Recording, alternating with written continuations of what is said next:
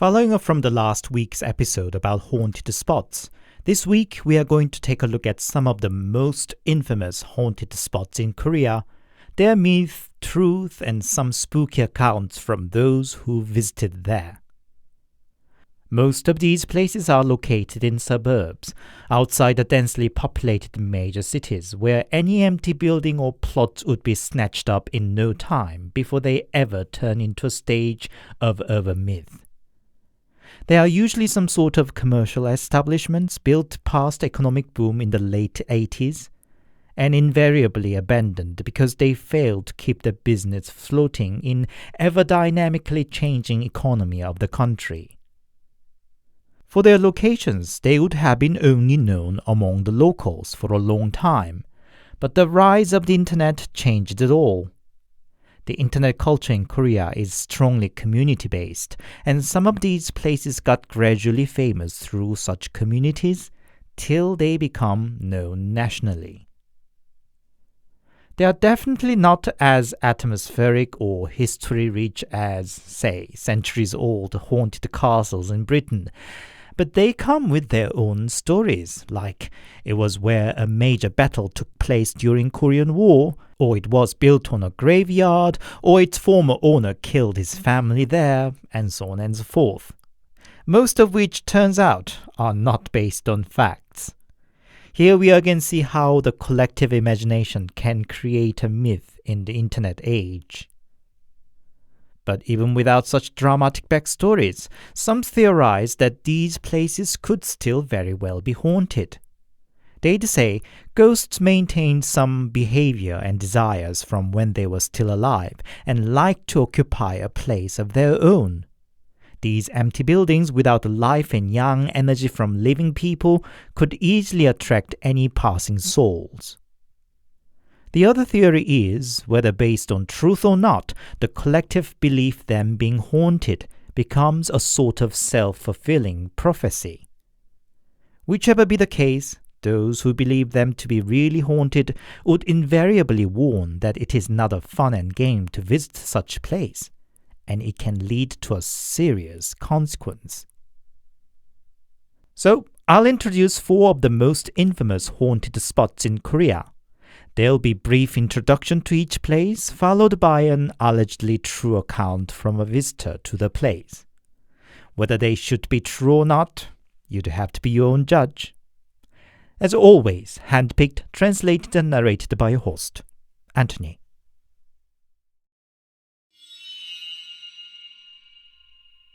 Situated in Checheon-si, Chungcheongbuk-do, at the center of South Korea, Neulbom-Galbi was a barbecue restaurant. Neulbom is the name, meaning ever spring, and galbi means rib, one of the most popular parts of meat for Korean barbecue.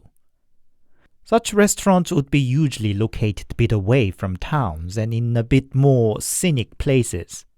Neulbom-Galbi started its life as one such a restaurant. The rumors were rampant that the daughter of its owner was ill, and after her death, both the owner and staffs were also killed in a car accident. But the truth is, the business closed because a new major motorway opened in 2001 took the traffic and potential clienteles away from the area. After over a decade-long abandonment and unwanted fame as one of the most visited haunted spots in the country, it was refurbished and back on the business as a restaurant to this day. But memories are hard to die, especially when once spread on the internet. Here's an account from a screenwriter who visited Neulbom-Galbi for a TV production.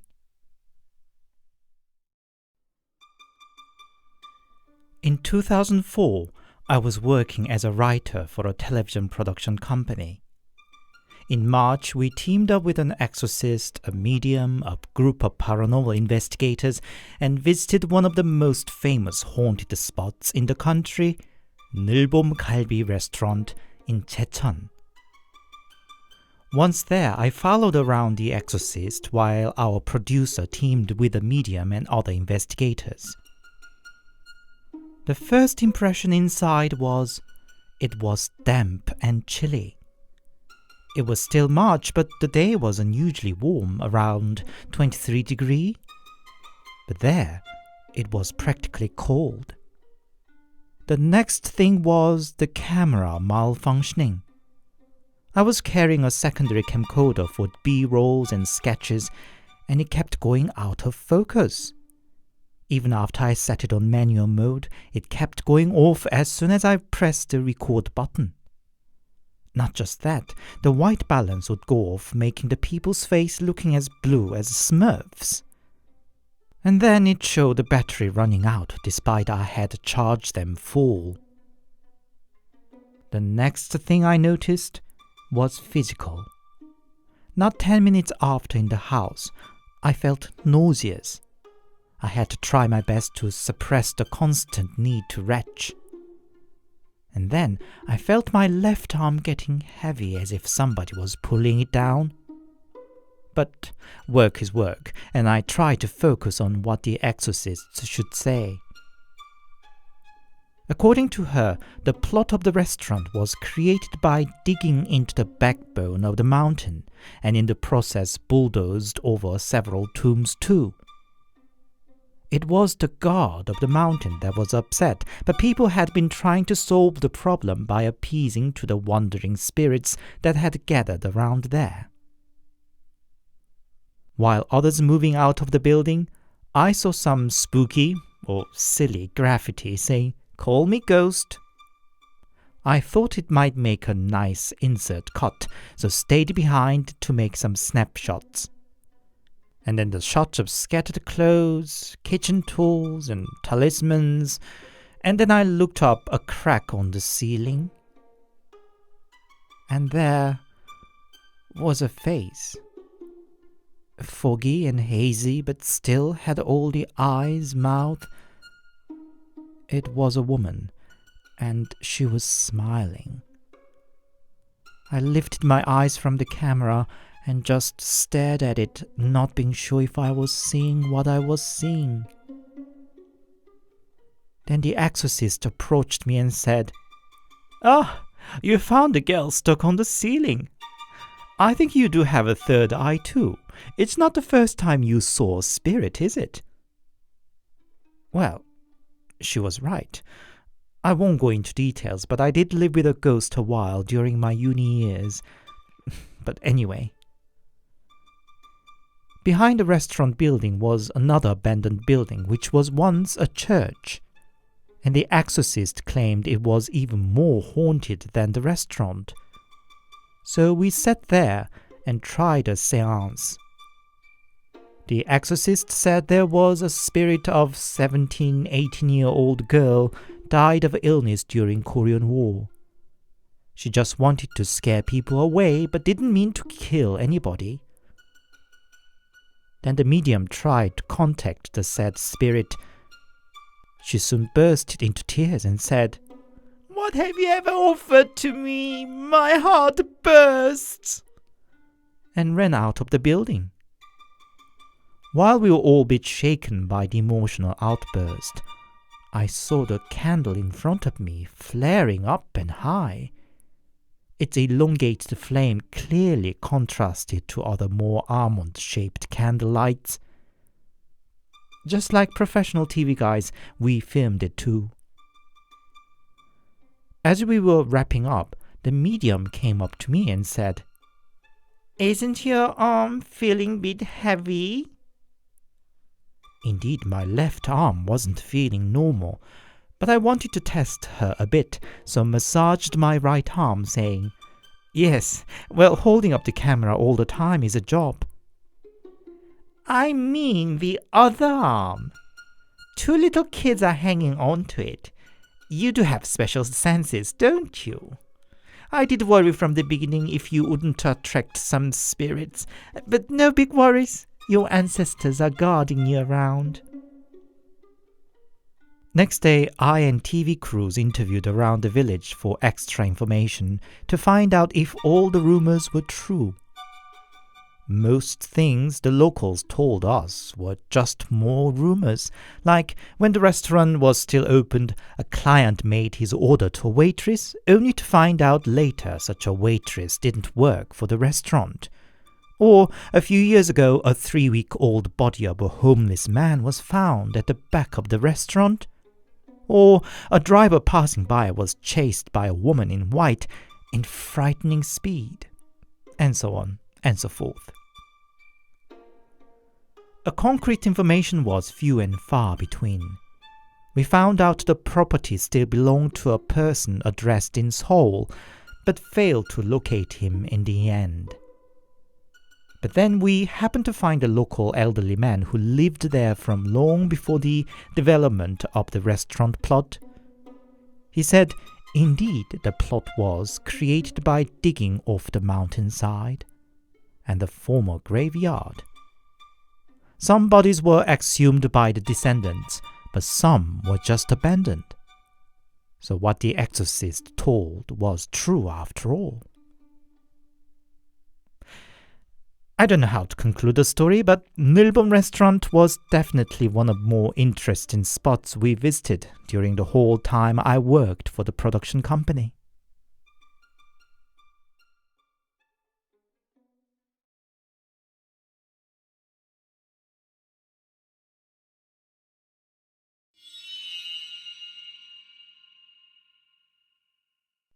Known as Yeongduk Hyung-ga after its location in Yeongdok-gun, Gyeongsang-buk-do, this place was a typical sashimi restaurant near the beach. In the mid-80s, the owner immigrated to the US, and because the new motorway cut off the easy access to the location, the building was left to rot. As usual, the rumors are rich about the place. The most famous one is the plot was a mass burial ground for the fallen soldiers from the major battle during the Korean War. Another story is also said to have happened during the war, that the civilians took refuge there only to be killed en masse by bombardment. But apparently none of those are substantiated by local history. Nevertheless, its reputation as a haunted spot attracts various thrill-seekers, shamans, TV crews, and so on. So much so, there's even a holiday cottage whose main business is the visitors to the abandoned restaurant. Now, here's an account from one of many such visitors.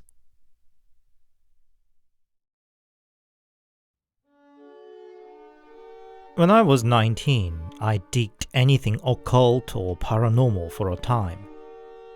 I have a couple of best friends I've known from teenage years, and they had enjoyed me constantly talking about ghosts, haunted spots, and demons. One summer evening, I met one of them and already emptied a couple of bottles of drinks between us.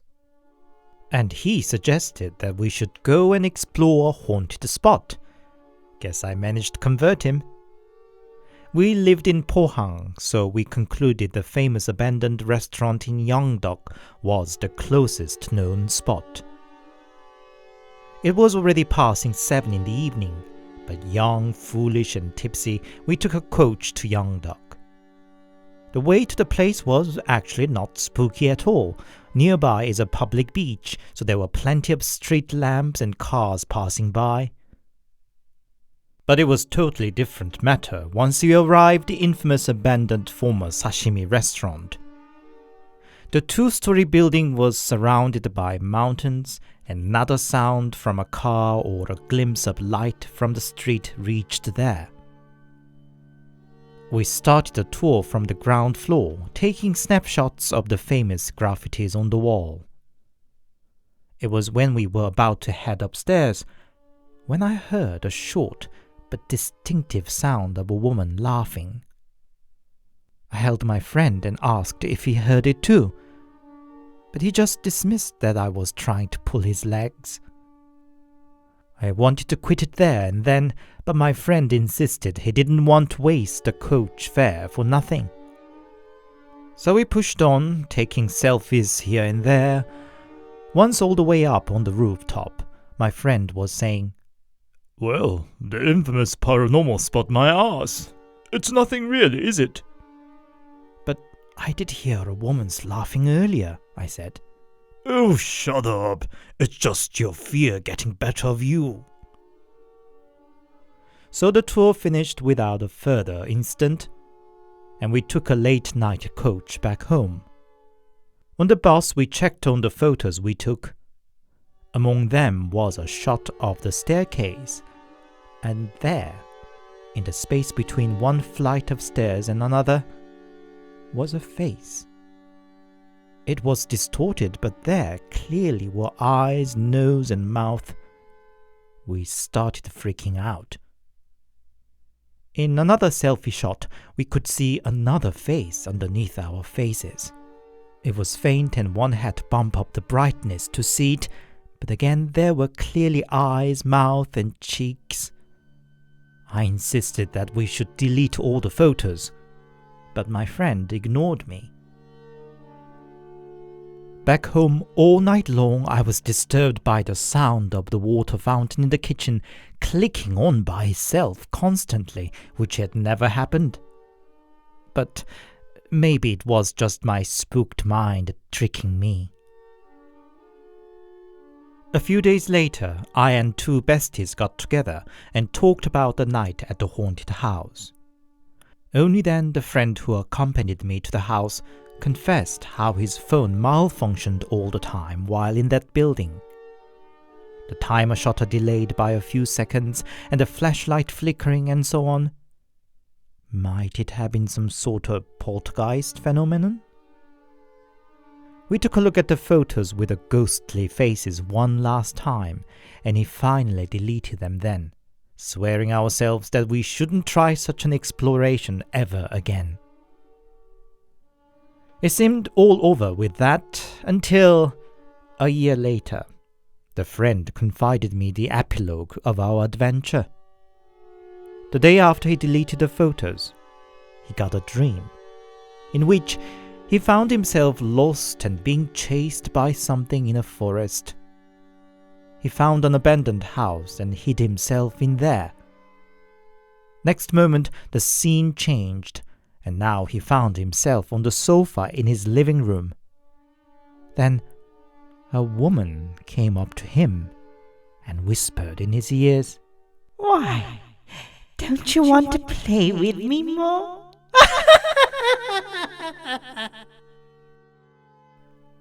And with her shrill laughter, he woke up drenched in cold sweat.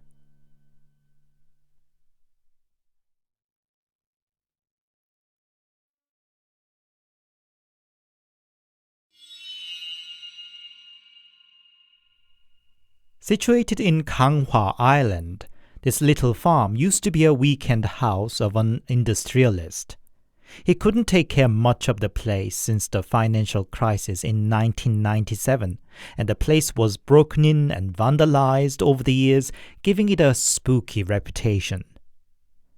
In 2007, it was aired on a national TV program as a haunted house, with a history of its owner having killed himself in it, and the real owner finally learned about this uncalled-for reputation of his property only then.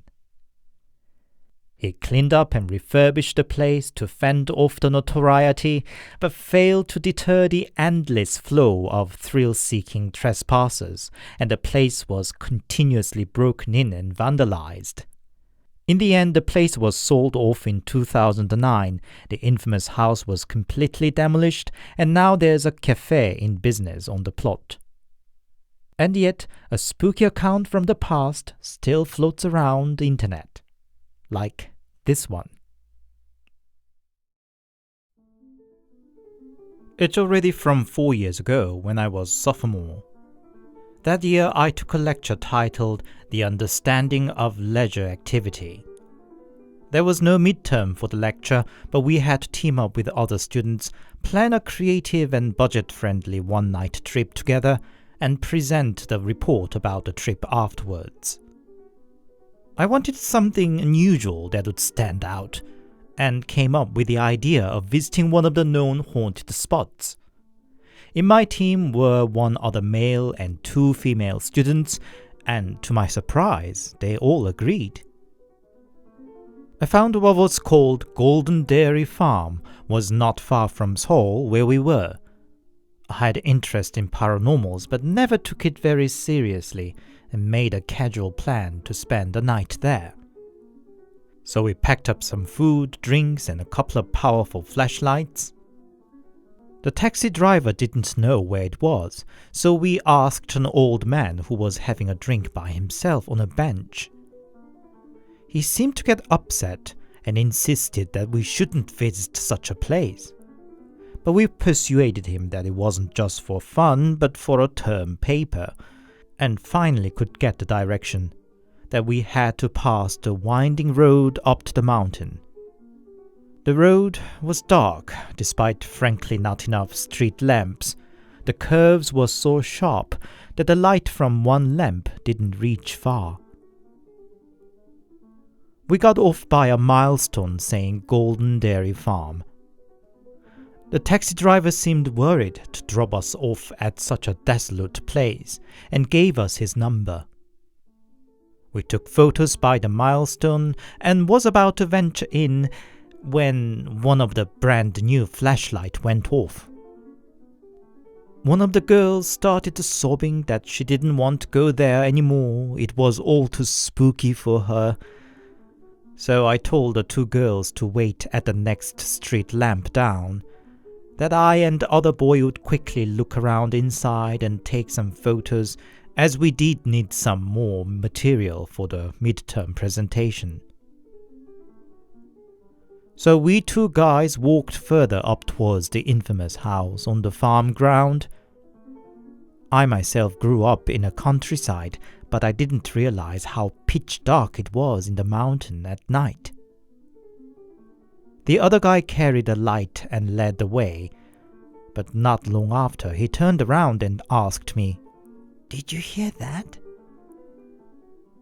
I just assumed he heard some passing wind and replied, "No, nothing."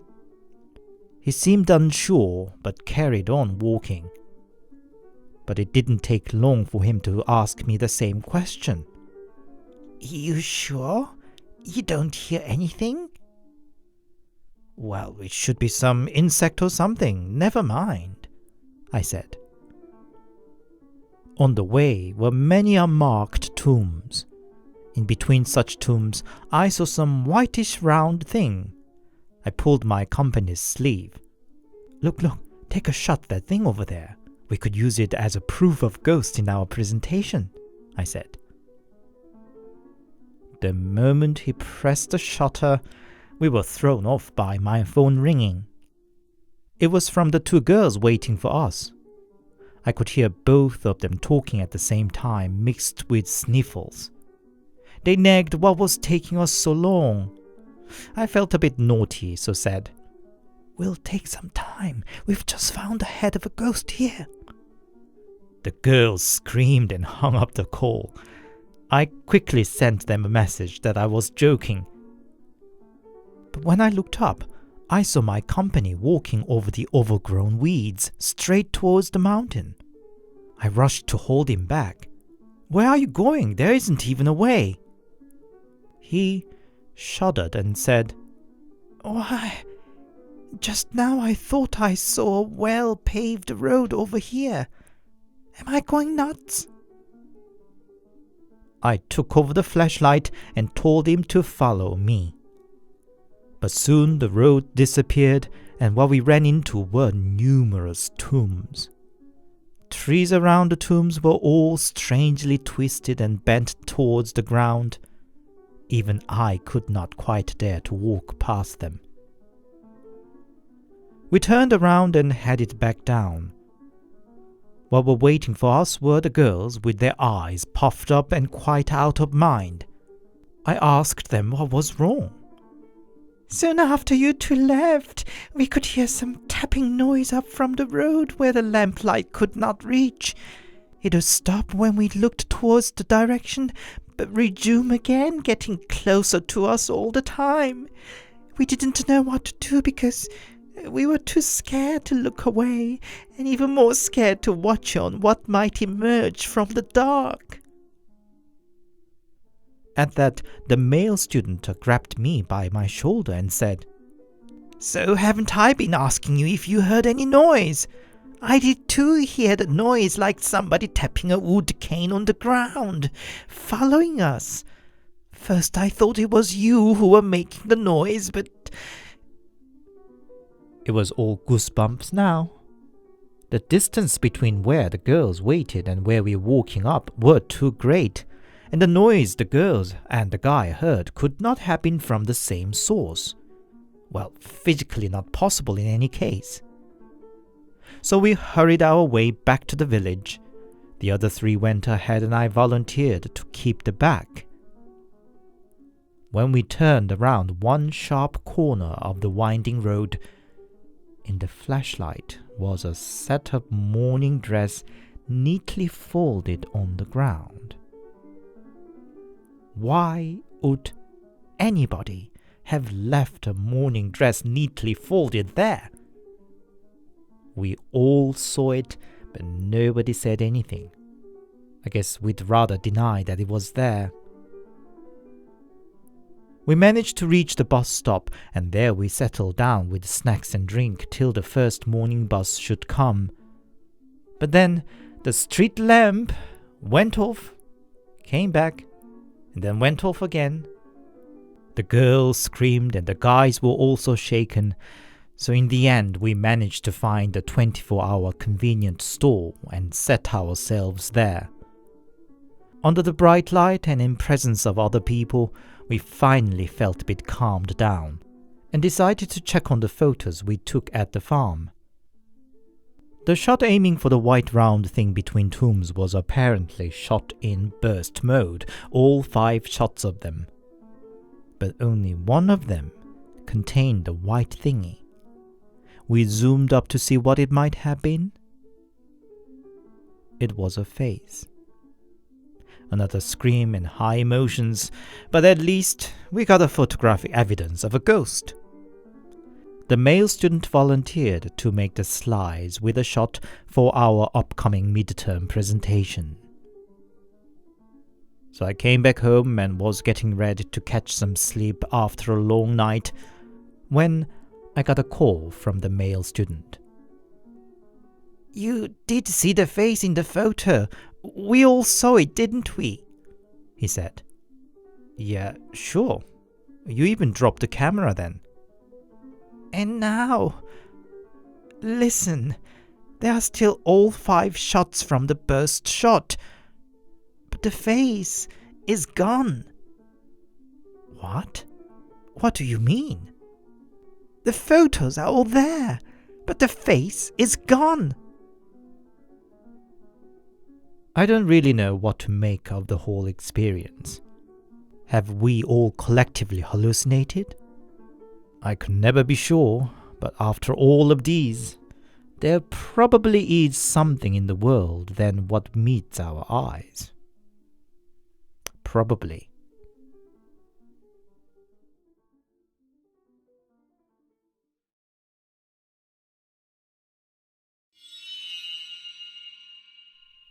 The most infamous one of all the haunted places in Korea was in Gonjiam, Gwangju, not far from Seoul. Even a major horror film was produced in 2018 taking the motive from the place. This former psychiatric hospital surrounded by mountains was, for what it was and its location, unfortunately destined to win the unwanted reputation. The hospital, first opened in 1992, was forced to close just 4 years later due to the conflict between the landowner and the hospital management. The big monstrosity of an old-fashioned concrete building quickly attracted explorers, and rumors were added that many patients died there when the hospital operated. With its owner living far away in the US, once become internet famous, nobody could stop the flow of trespassers, and local inhabitants suffered a lot from the noises and vandalisms from them. All that is now a history in any case, as the old hospital building was finally demolished in 2018, and on the plot is now a big warehouse. but its infamous name is hard to die. Here's a story of a group of friends who dared to visit the Gonjiam Hospital.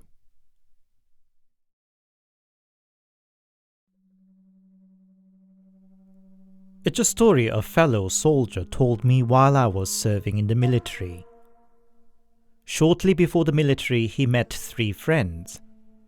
After some drinks, they started complaining it was no fun with just 4 guys. Wasn't there anything amusing and so on? Then one of them, let's call him Byung-soo, suggested to go explore a haunted spot. Other guys objected that such was all just waste of time, but my colleague didn't mind. It seemed to him anyway more amusing than once again ending up in a karaoke bar or an internet cafe. He was the guest of honor for that evening after all, so they decided to try one of the best-known haunted spot, Gonjiam Asylum. They got a taxi to get there, but the driver refused to go up to the abandoned asylum, but dropped them at the edge of the town. Guess the driver didn't want anything to do with the place. The infamous place was indeed very spooky, but it only added to their excitement. The front gate was locked, but it wasn't too difficult to find an unfenced section at the back. Moonlight was dim and hazy that night, and it was near pitch dark apart from the lights from their phones. But nothing much happened all the while they explored the building to its 2nd floor. Don't people get possessed or something in the places like this? That's all just BS. Well, that's it. Let's get out. But they found the stairs leading down to the basement. Can we dare? We are here after all. Past the heavy metal door, the musty air inside was heavy. The door would keep closing itself, so they had to stop it with a stone, because once it closed, it was really pitch dark there. So they ventured in a single file, a step at a time. Suddenly, Byung-soo gasped, and before anybody could react, he sprinted forward as if running away from something. The other 3 shouted and called out, "Stop!" But Byung-soo didn't react, and they could only just follow him. When they caught up, they found Byung-soo just standing there in the dark. Before others could get to him, he just dropped to the floor and started crawling towards the door. Other 3 were just stunned and could watch the incomprehensible situation. My colleague realized Byung-soo must have been possessed by something, so he picked him up and urged the other to get out of there right then. By the time they managed to get out of the building, Byung-soo seemed totally passed out. They slapped him and shook him about to wake him up. Byung-soo slowly opened his eyes, looked around the faces of his friends, and said, What? You're still alive? Later, Byung-soo recounted what he remembered to have happened. He claimed that he saw the other 3 abruptly shooting out forwards into the dark, and he himself got so scared that he ran towards the door. Exactly the opposite to what actually happened. In the following weeks, all his friends experienced minor accidents or injuries for themselves or to one of their family members. And one last thing. According to what my colleague later researched, the metal door to the basement was supposed to be welded shut to block urban explorers and thrill seekers. Then, where were they entering at the basement that night?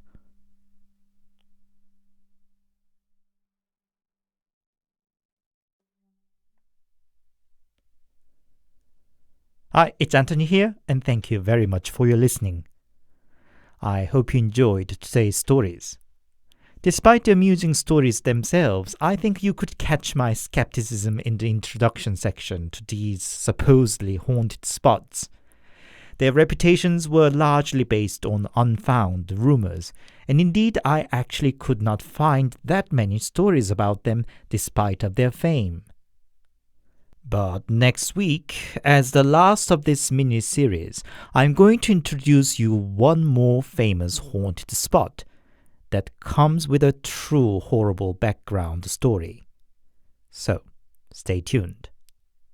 If you enjoyed my work, please give me a boost with a comment and a like, and if you really liked it, also consider subscribing to this ever so slowly growing channel. Until next Sunday, stay safe and take care.